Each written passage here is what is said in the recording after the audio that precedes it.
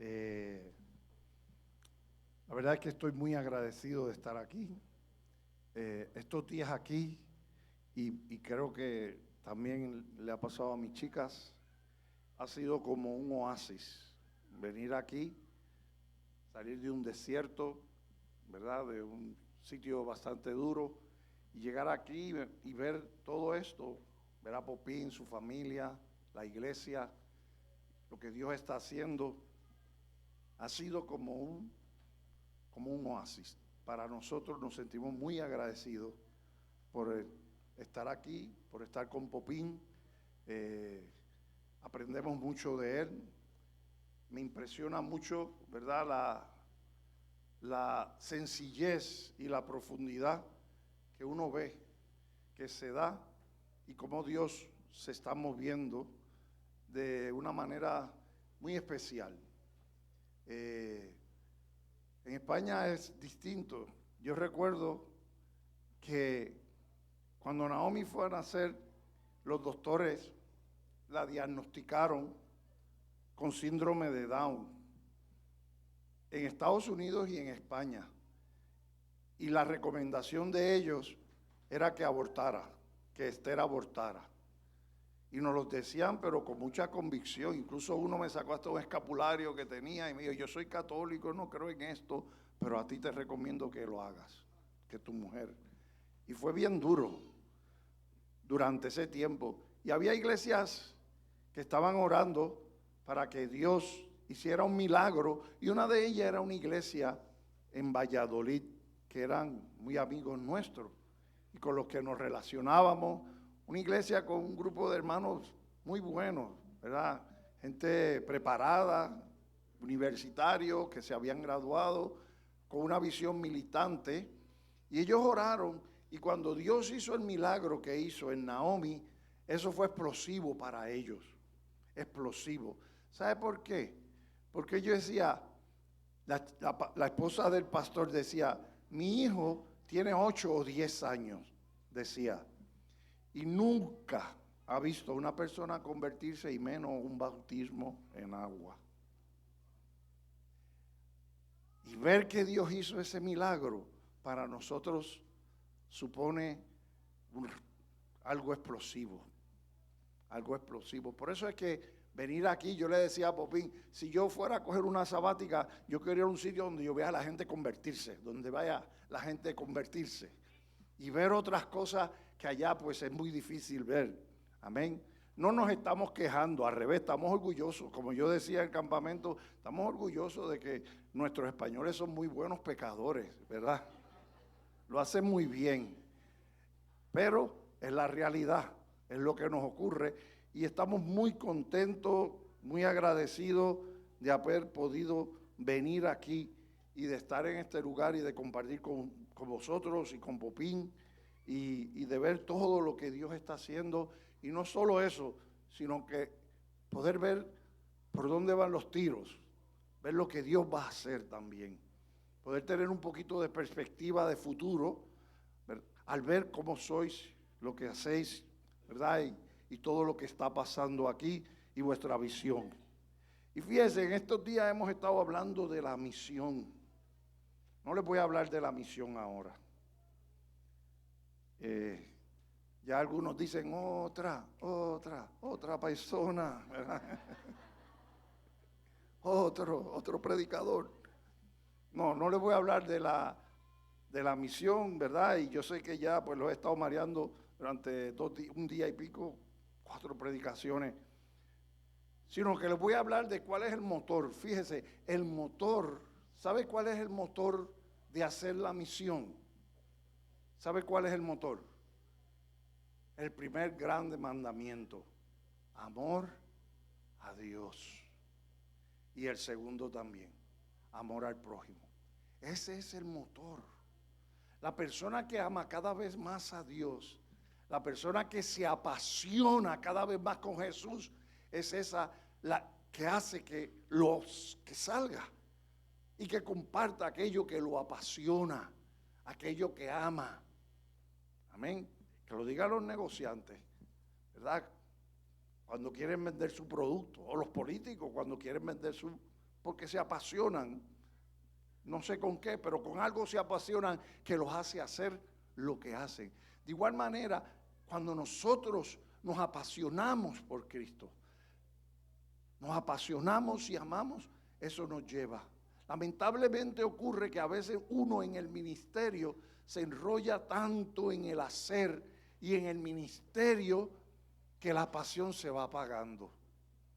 Y no lo nota porque como está haciendo cosas para Dios, uno piensa, y eso fue lo que le pasó a la iglesia de Éfeso. Hacía cosas, pero ¿qué tenía el Señor contra ellos? Habían perdido el primer amor. Entonces Jesús no puede salir del lugar que Él le corresponde en nuestra vida. Y el significado de la cruz y el amor de Dios siempre tiene que estar latente en nosotros, apasionándonos. Porque nosotros estábamos perdidos y Jesús, siendo Dios, se hizo hombre y murió por nosotros para salvarnos. Y si somos lo que somos ahora y tenemos lo que tenemos, aunque no sean muchas cosas materiales, si ahora tenemos fe y esperanza, es porque Jesús, porque Dios un día se hizo hombre y vino y murió por nosotros en la cruz del Calvario. No es apasionarnos con la iglesia, así la amamos. No es apasionarnos con lo que hacemos simplemente. Es una pasión fuerte por Jesús. Amarlo fuertemente, cada vez más, con toda la fuerza, como el salmista, como el siervo brama por las corrientes de las aguas, así clama por ti, oh Dios, el alma mía. ¿Hay alguien aquí que esté apasionado por Dios? Por eso es que hoy yo quiero compartirles acerca de qué dicen. Amén. Hay un pasaje en la Escritura, en Marcos 8, 27 y 28, que yo quiero que leamos. Pero antes, como siempre, por lo menos por causa de mí, necesito que hagamos una oración. Porque el que edifica la casa es el que es cabeza de esta casa. Amén. Así que vamos a orar. Señor, gracias por estar aquí una vez más, por tener comunión contigo y con los hermanos, por poder disfrutar y alabarte, Dios. Gracias, Dios. Tú eres el centro de nuestras vidas. Tú eres la razón de ser. Tú eres por quien todas las cosas y para quien todas las cosas han sido hechas. Señor, y eres cabeza de esta iglesia, Padre. Por eso nos rendimos a ti, a tu propósito, a tu voluntad, y nos sometemos a tu palabra para que hagas como tú quieras. Quita todo prejuicio, quita todo sentimiento de rutina, quita toda religiosidad, quita, Dios, en el nombre de Jesús, todo aquello que pueda impedir que tu palabra llegue a nosotros. Y abre nuestro corazón. En el nombre de Jesús te lo pido y te doy las gracias. Dice así la palabra de Dios.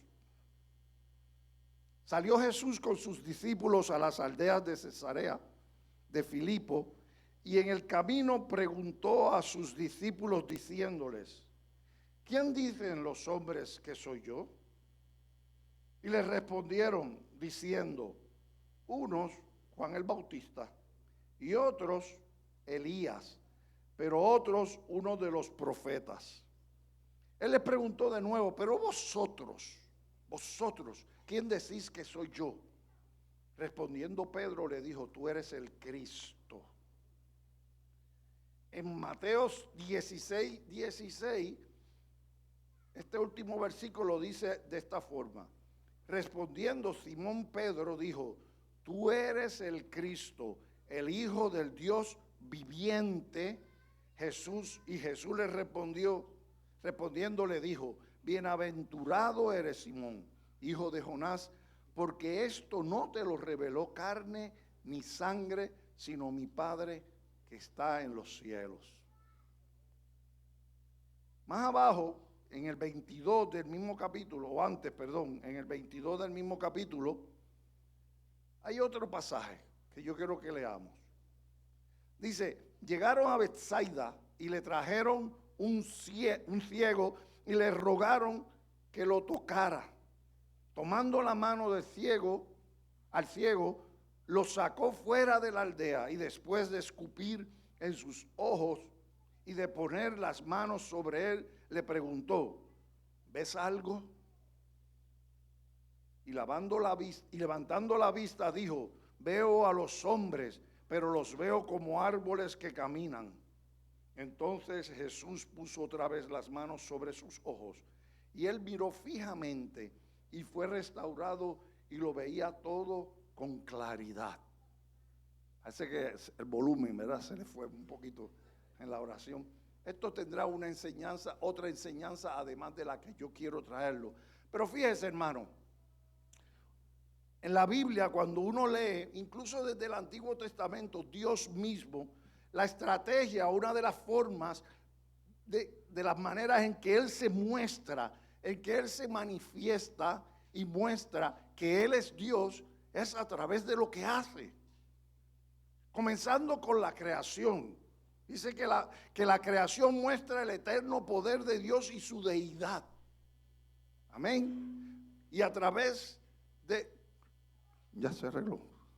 Y a través de los hechos, ¿verdad?, Dios se muestra su carácter, muestra quién es. Y en el caso de Jesús, las obras que Él hacía eran para dar testimonio. Amén. Era para hacer cosas. Fíjense lo que dice Juan 5:36. Pero el testimonio que yo tengo es mayor que el de Juan, porque las obras que el Padre me ha dado para llevar a cabo, las mismas obras que yo hago, dan testimonio de mí, de que el Padre me ha enviado. En Juan 14:10 dice: ¿no crees que yo estoy en el Padre y el Padre en mí? Hablando con Felipe. Las palabras que yo os digo no las hablo por mi propia cuenta, sino que el Padre que mora en mí es el que hace que las obras. Creedme que yo estoy en el Padre y el Padre en mí. Y si no, creed por las obras mismas. Amén. Entonces, la estrategia de Él era para mostrar quién era Él, para mostrar cuál era su relación con el Padre y la del Padre con Él. Era para, a través de esas obras, Él podía mostrar su divinidad y su autoridad por medio de las obras. Y cuando nosotros leemos Marcos, nosotros encontramos que Marcos tiene más de la mitad de los milagros que ocurren en los evangelios. Están ahí. Y Marcos es un evangelio de movimiento. Tú lo lees y parece que Jesús va corriendo. Va a toda pastilla, porque dice, y enseguida, y corriendo, y todo es un milagro, un hacer detrás de otro. Marcos trae esto. Por ejemplo, cuando usted mira en el capítulo anterior, en el versículo 24, habla de que Jesús hizo un milagro ahí a una mujer sirofenicia que tenía una hija enferma. En otras palabras, hizo un milagro a una gentil a la cual le dijo: mira, todavía no le toca el turno a los gentiles. Yo he sido enviado para las ovejas perdidas de Israel. Pero la fe de aquella mujer le hizo hacer una excepción en la agenda de Dios. Y la sanó. Y eso lo usaba Él para mostrar que también los gentiles tenían la oportunidad. Amén. Hizo ese milagro y la sanó. Hay personajes en la Biblia que a mí me impactan su fe. Y yo digo, pero ¿qué habrá producido esa fe? Fíjate, una es la del centurión. Que yo digo, pero este tío tiene una conexión ahí. ¿Cómo pudo tener esa revelación ahí? Cuando fue allá envió para que oraran por el siervo, y viene y le dice, no tienes que venir, porque mira, tú eres un hombre bajo autoridad como yo. Y yo digo, wow, pero ¿y de dónde sacó este tío esta onda? Impacta. ¿Qué fe? Bueno, al punto que Jesús, todavía ni en Israel he encontrado un hombre con una fe como esa. Y esta mujer tenía una fe tal que aun cuando Jesús le dijo en cierta forma perrilla, ella sale y le dice, pero aún los perritos también comen de las migajas que caen de la mesa. La fe, la perseverancia, El saber que uno quiere y saber que aquel a que uno va lo quiere dar también, que es un Dios de amor. Amén. Enfocarnos en Él. Amén. La sanó. Luego sanó a un sordo mudo en el versículo 31. Jesús viene y sana a un sordo mudo. Y cuando comienza el capítulo 8, usted ve que el primero grupo de pasajes habla de qué? De los milagros. Del milagro de la multiplicación, de la alimentación de los 4,000. Y además del milagro que hubo en el pasaje, en este capítulo, en ese pasaje, el versículo 22. Pero el primero que ocurre es cómo Dios alimenta a 4,000. Amén. Ahora, nosotros podemos ver que a pesar de los milagros, a pesar de todas estas palabras y de todas estas cosas que Jesús hacía, que eran para mostrar a Dios y para explicar a Dios, nosotros podemos ver que esto no aseguraba. O sea, que aún así con todo y eso, esto no llegaba a veces a la mayoría de la gente, no se enteraban la gente de quién era Jesús. Lo veían, lo oían, estaban con Él. Había una manifestación. Jesús hacía milagros para mostrar su poder. Cómo podía perdonar pecados. Cómo podía caminar por las aguas. Cómo podía levantar a los 5,000. Cómo podía mandar a callar al viento y se paraba. Cómo podía resucitar a un muerto. Hacía milagros. Cómo podía secar la mano de un hombre que estaba enfermo y ahí en ese momento, un poquito después, quererlo apedrear por haber hecho eso en el sábado. Absurdo. Porque con todo el milagro no se enteraban. Se maravillaban. Fíjate en 8:27 Mateo dice, y los hombres se maravillaron diciendo, ¿quién es este que aún los vientos y el mar le obedecen? No lo pillaban. No pillaban quién era Jesús. Como pasa con la mayor parte de la gente. La gente piensa en Jesús y ¿en qué piensa? Religión. Los chicos jóvenes piensan en Jesús y piensan en aburrimiento, en comerse un cable, no sé cómo dicen aquí. Aburrimiento. Tienen una idea equivocada cuando piensan en Jesús. En la alimentación de los 5,000, en Juan 6, lo que leyó aquí Frank, la gente después que él hizo ese milagro no entendían. ¿Y qué quisieron? Ponerlo rey. Fíjate, por lo que Jesús tuvo que esconderse, dice, por lo que Jesús dándose cuenta de que iban a venir y a llevárselo por la fuerza para hacerle rey, se retiró otra vez al monte él solo. Y a nosotros nos pasa igual, hermano. Nosotros nos damos cuenta que Jesús es quien es, pero entonces queremos doblegarlo, a llevarlo a que haga lo que nosotros queramos. Él es nuestro siervo. Y seguimos a Jesús porque lo tenemos casi como un amuleto. Alguien que yo quiero que me ayude en lo que yo quiero. Yo tengo la agenda y necesito que Él haga y me ayude a llevar mi agenda. Ni siquiera los mismos discípulos se enteraban. En Marcos 5:15, fíjense, Jesús le habla y le dice, perdón, no es 5:15, es que en el mismo capítulo 8:15, dice que, y les encargaba diciendo, tened cuidado, guardaos de la levadura de los fariseos y de la levadura de Herodes. Y ellos discutían entre sí que no tenían panes. Dándose cuenta, Jesús les dijo, ¿por qué discutís que no tenéis pan? ¿Aún no comprendéis ni entendéis? ¿Tenéis el corazón endurecido? ¿No os acordáis de los 5,000 y cómo los alimenté?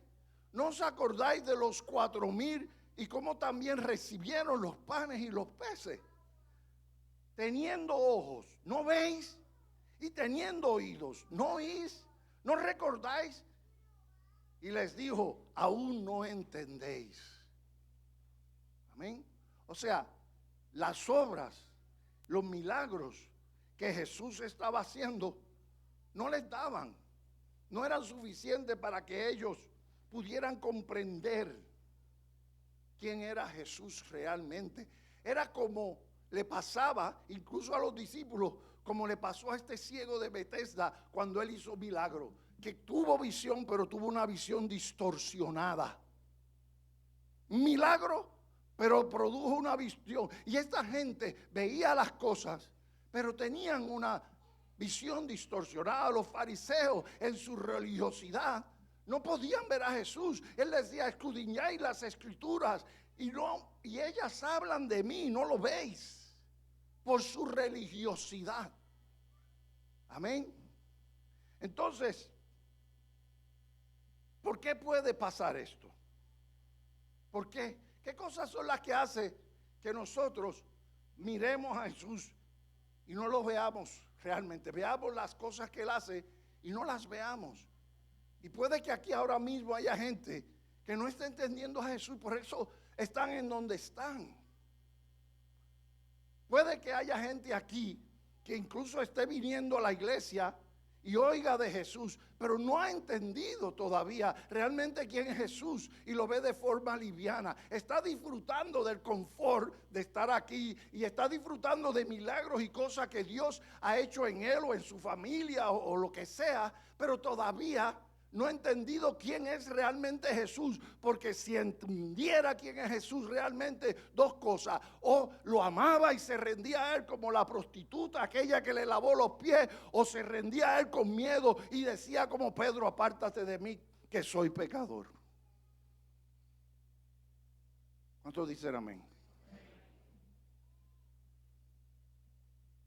En la Escritura hay una historia en Lucas 24, del 13 al 15. Y trata de dos, yo hablé un poco, trata de dos caminantes, dos discípulos, dos de los discípulos de Jesús, no de los 12, sino tal vez de los 70. Gente que anduvo con Jesús tiempo, eran discípulos, y el discípulo era una persona que andaba con su maestro todo el tiempo.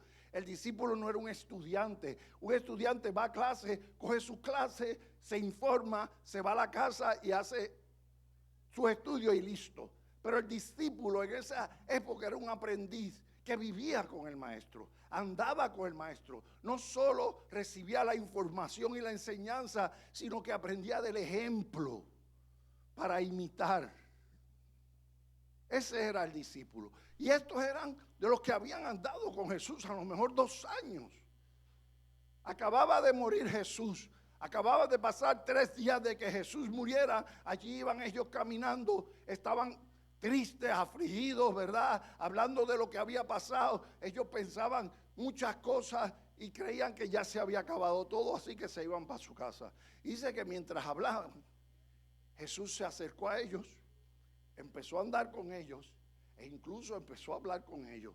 ¿Y sabe qué pasó? Ellos no se enteraron. Y es increíble, porque yo puedo dejar de ver a Popín 1 año, 2 años, y me encuentro con él y no me olvido. Chico tan guapo así como él. Hombre, no me olvido.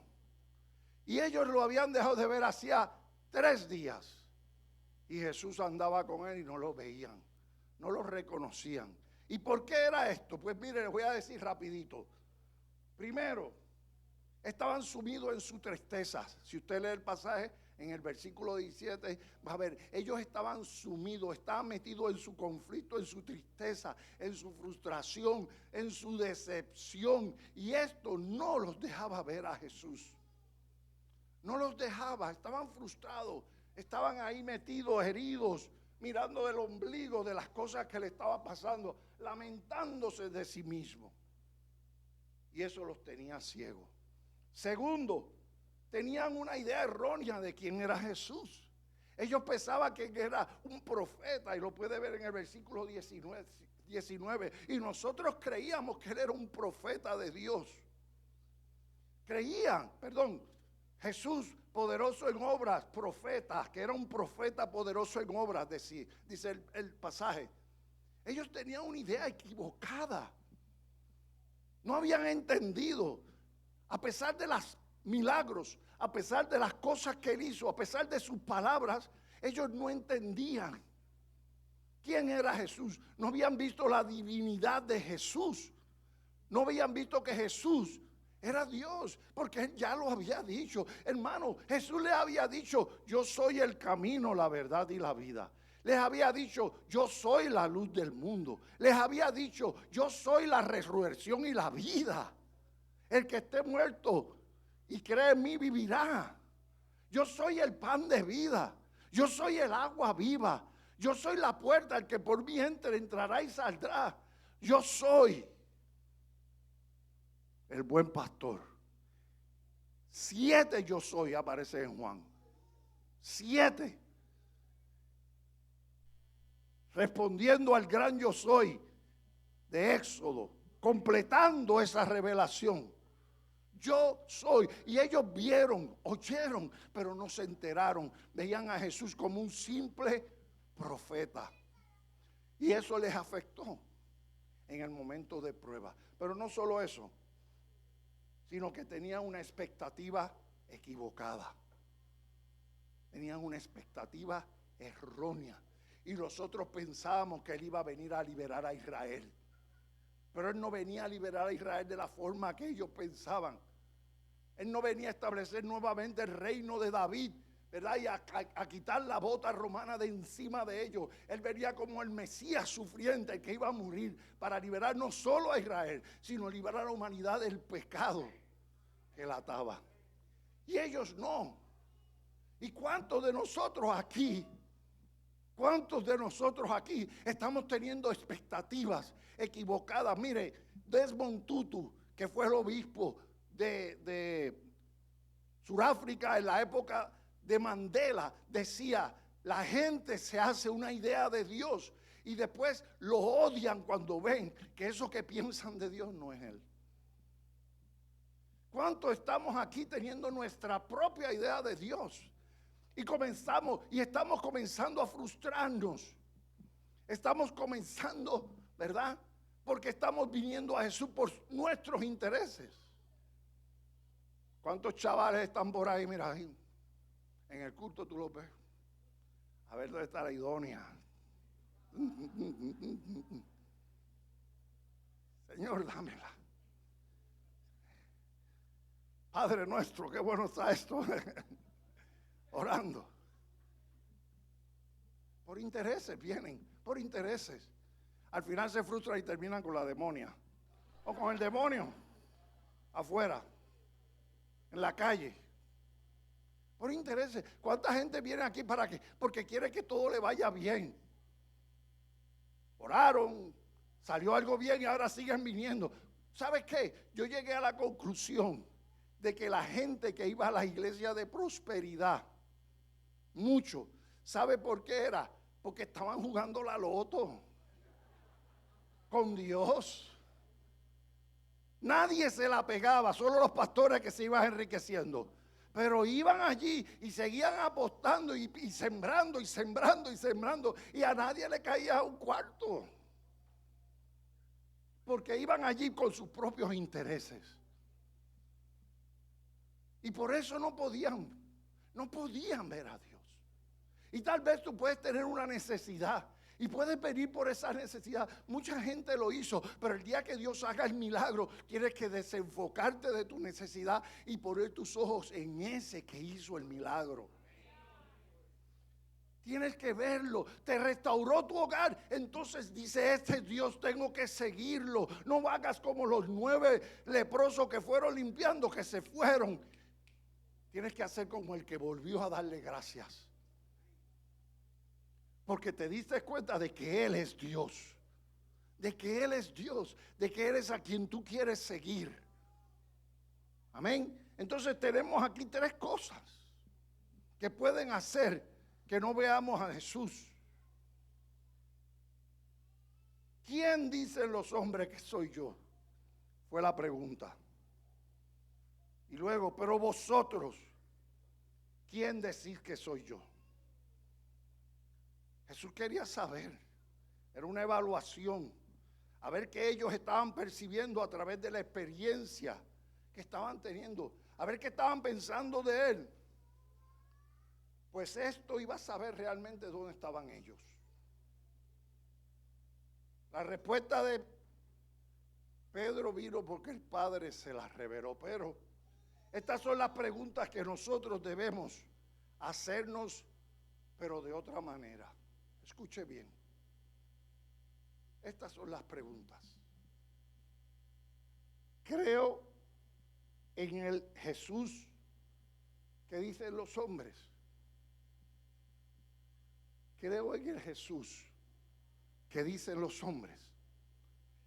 O creo en Jesús porque Él también se me ha revelado.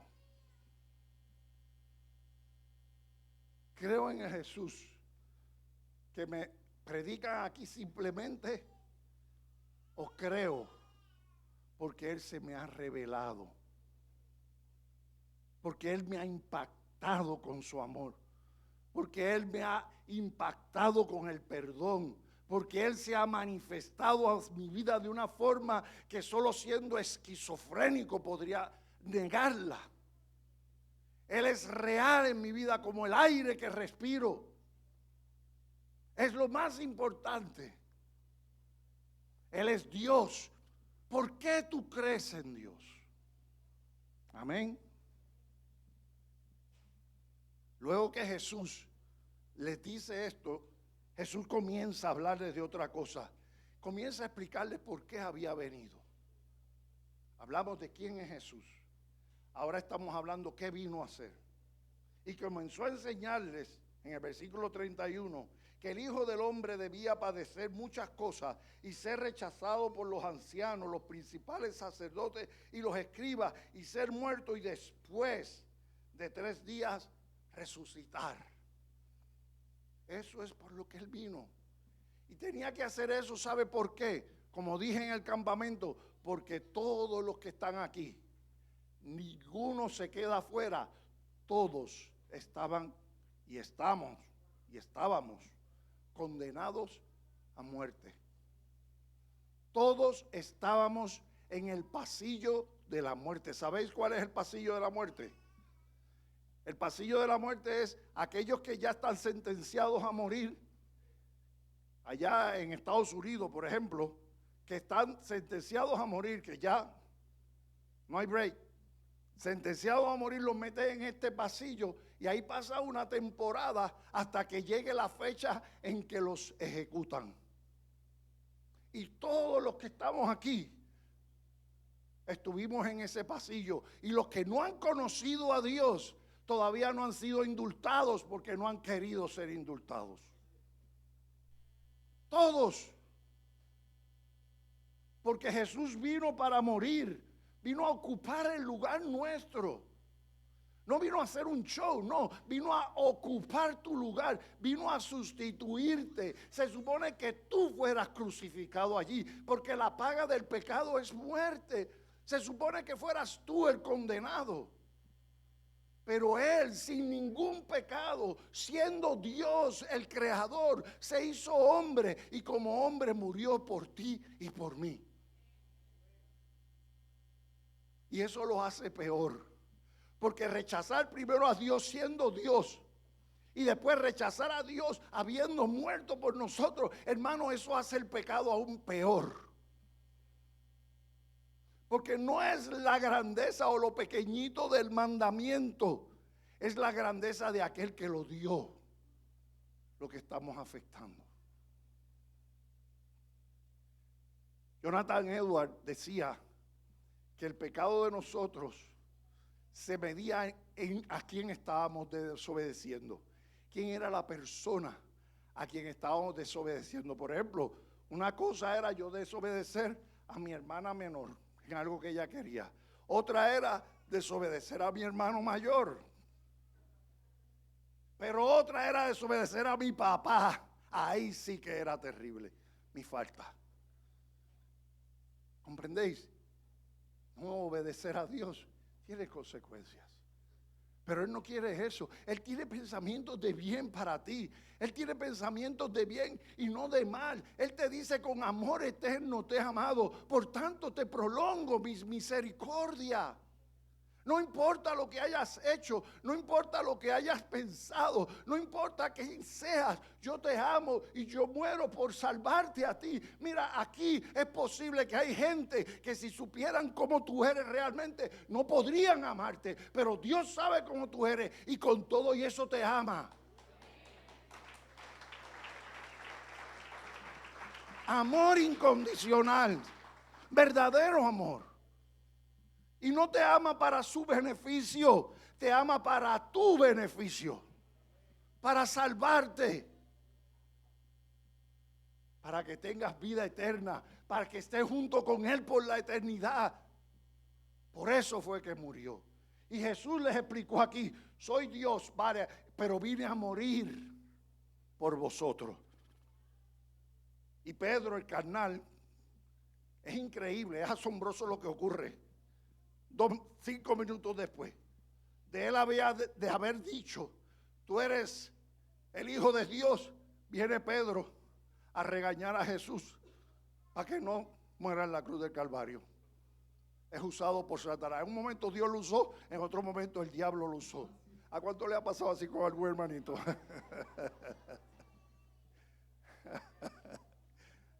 Este es bipolar, Dios lo usa aquí y después.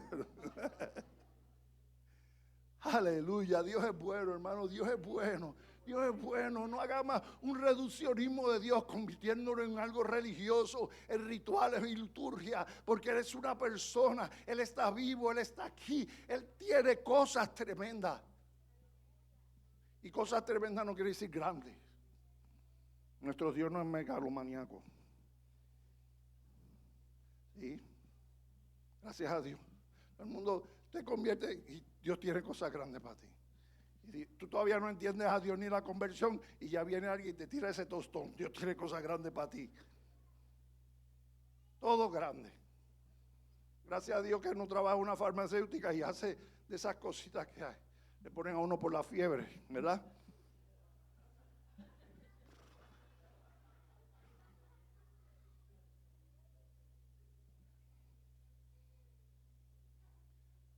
Yo miro el Empire State Building y es bien grande, pero cuando me acerco, ¿sabe qué? Está hecho de ladrillos pequeños. Amén. Dios es bueno. Dios es tan bueno, hermano. Y los estereotipos que creamos de Dios y las historias que creamos de Dios nos privan. Por eso es que tenemos que conocerle. Por eso es que tenemos que entender perfectamente a través de lo que Él hace, a través de su palabra, porque ese conocimiento nos va apasionando, ese conocimiento nos va llenando, ese conocimiento nos va liberando, ese conocimiento nos va haciendo crecer, ese conocimiento nos va haciendo más independientes de las cosas de este mundo y más dependientes de las cosas de Dios. Es real, no es una religión. Amén. Pedro viene porque Pedro todavía no entiende, no se ha negado. Y eso pasa cuando uno viene a Cristo y no se niega.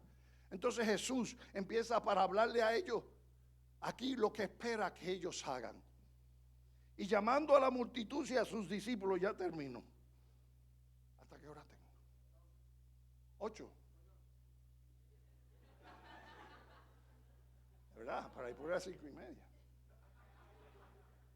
Y a rayos. Me tengo que inventar.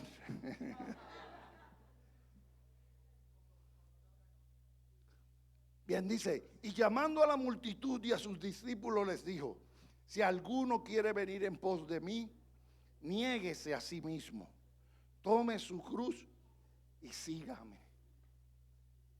¿Quién quiere venir en pos de Jesús?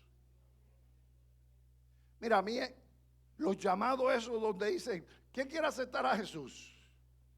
Ok, repite conmigo esta oración desde allá. Puedes hacerla con voz baja, tranquilo, que nadie te vea, no pasa, el Señor te escucha. Cristianos encubiertos, que a veces ni el Señor se entera que son cristianos.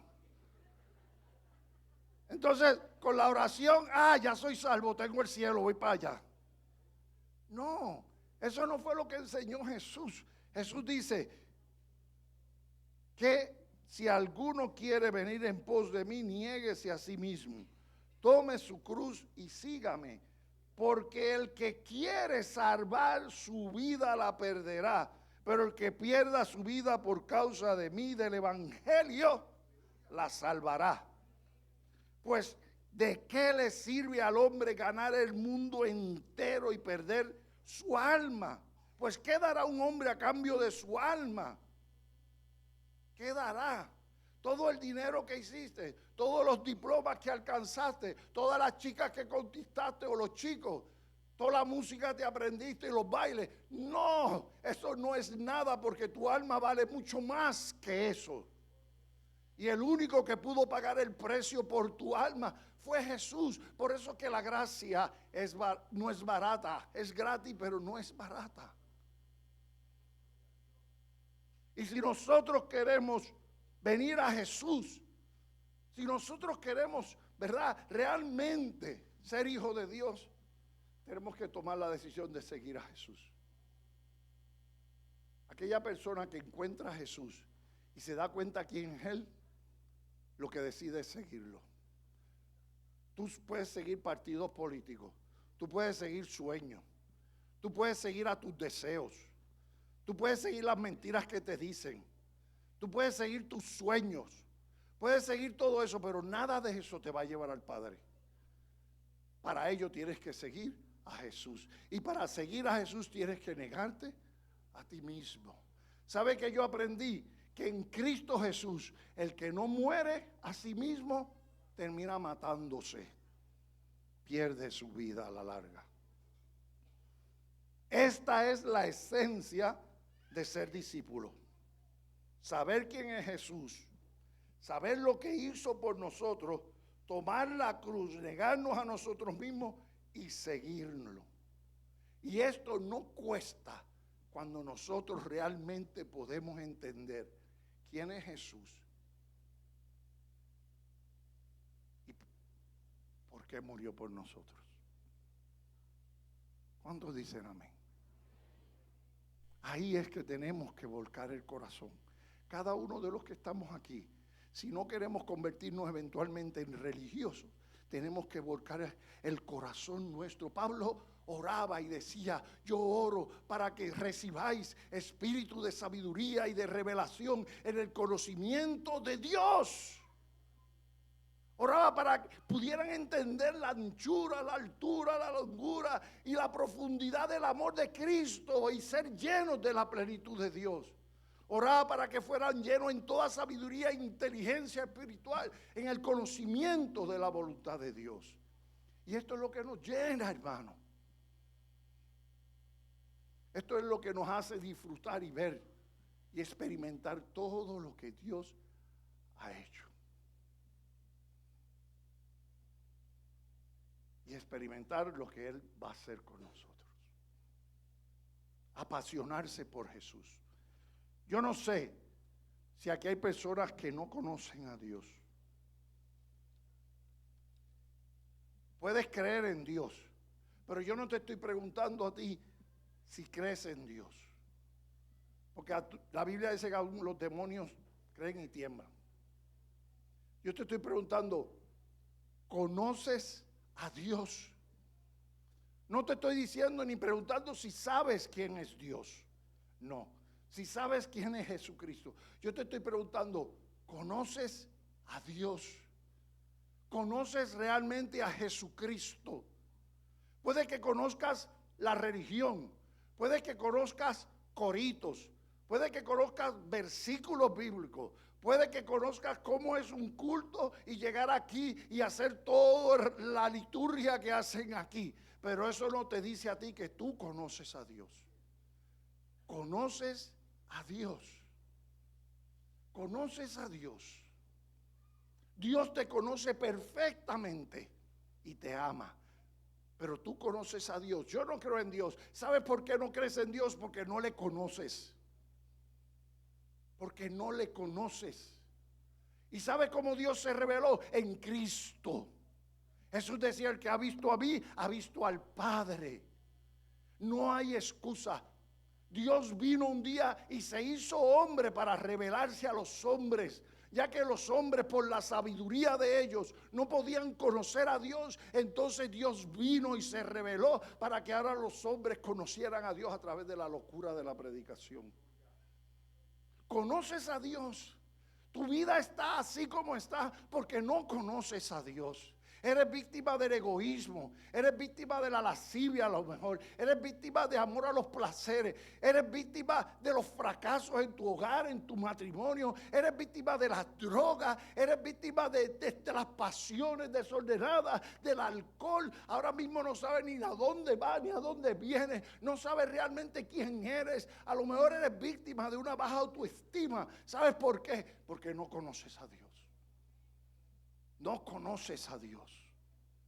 Y Dios te conoce a ti. Y te ama tanto que el deseo de Él es que tú lo conozcas. Y es posible que en esta tarde aquí Él esté, mira,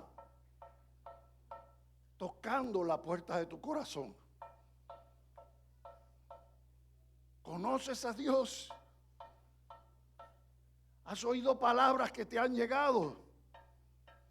¡Wow! Algo está pasando. Yo creo que yo necesito eso. Es Dios ahí afuera, Jesús tocando. Lo único que hace falta es que abra la puerta y Él entrará y cenará contigo y tú con Él. Él compartirá todo eso que tiene y todos esos corajes y todas esas frustraciones y toda esa historia que tú tienes la puedes compartir con Él.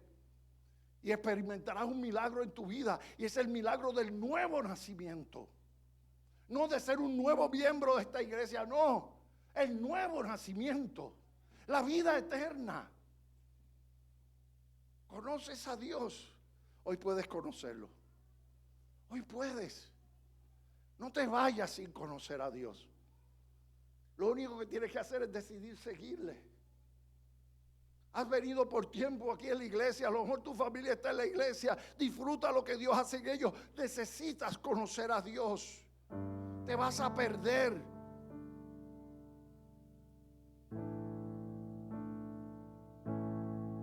Y no vas a poder ver a tu familia por la eternidad. Solo un rato. Esto es serio. Pero Dios te ama. No menosprecies la benignidad, la paciencia y la longanimidad de Dios. Porque esta es para llevarte al arrepentimiento. ¿Conoces a Dios? Dios quiere que le conozcas. Por eso murió por ti. ¿Habrá alguna persona aquí que esta tarde quiera conocer a Dios? ¿Habrá alguien aquí que hoy haya podido entender un poco quién es Jesús realmente y quiera decir: yo quiero seguir a Jesús?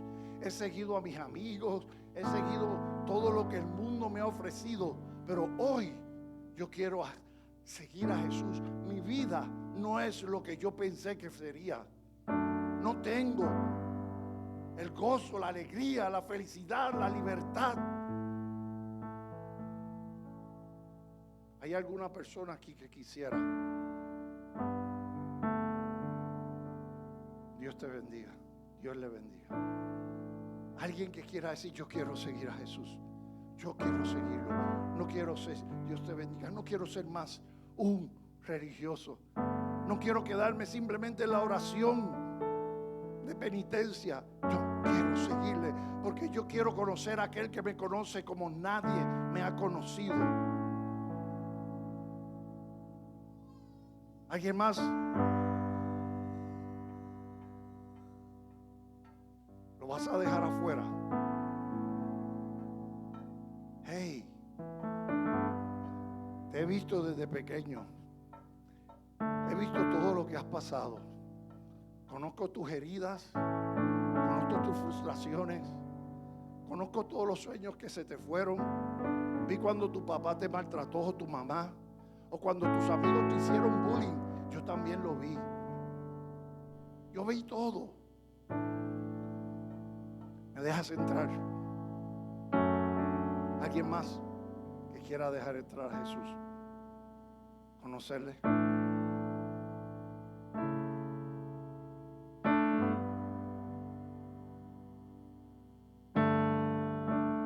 Dios les bendiga.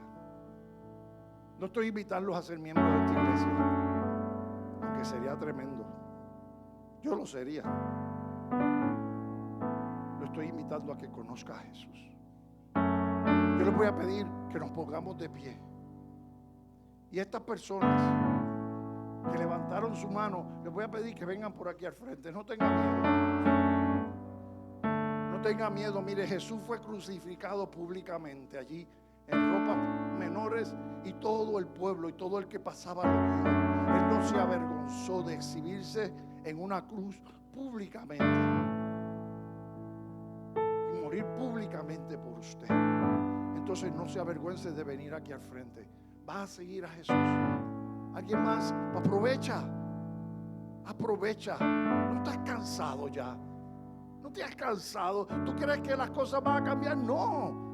Va a ser lo mismo que fue ayer va a ser ahora. ¿Qué es lo que fue? Lo mismo que será. ¿Qué es lo que ha sido hecho? Lo mismo que se hará. Y no hay nada nuevo debajo del sol. Antes mataban con flecha, hoy matan con pistola y escopeta. Pero es lo mismo. Antes bailaban twist y ahora bailan hip hop. Pero es lo mismo, es baile. Es lo mismo.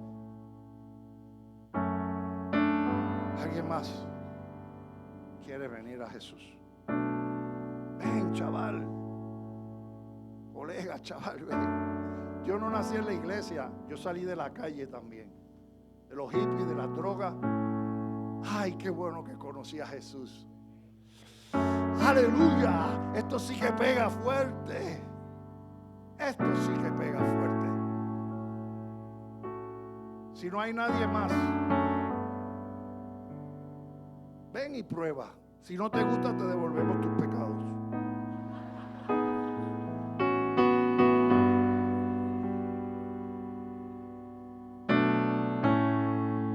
Vamos a orar, hermano. Vamos a orar. Todos los que aquí han sido lavados por la sangre, todos aquellos que han experimentado la salvación y saben lo tremendo que es esa salvación, yo quiero que se identifiquen con estas personas que están aquí y que de corazón clamen por ellos, para que Dios haga un milagro en su vida y que ellos hoy nazcan de nuevo. Y ustedes van a decirle a Jesús: Jesús, yo reconozco que tú eres Dios. Reconozco que moriste por mí en la cruz del Calvario. Te pido perdón y te digo que quiero seguirte de aquí en adelante. Quiero seguirte. Tú vas a ser mi Señor. Tú vas a conducir el coche mío. Ya no voy a conducir yo. Tú vas a ser el chofer y yo te voy a seguir. Amén. Padre, en el nombre de Jesús. Señor, en el nombre de Jesús, Dios, mira a cada una de estas personas que están aquí, que tú conoces de toda la vida, Dios. Tú sabes lo que han vivido, tú sabes por lo que han pasado, Señor, y te ha dolido tal vez muchas de las cosas, Señor, que ellos han vivido y han pasado. Tú hubieras querido que no pasaran por ellas, Señor, pero tú no estabas en sus vidas. Pero ahora sí, Dios. Ahora vienen a rendirse a ti. Ahora han venido, Dios, reconociendo que tú eres Dios, reconociendo que tú moriste por ellos y tomando la decisión de ser discípulos tuyos, de seguirte de aquí en adelante. Padre, haz ese milagro, haz el milagro del nuevo nacimiento.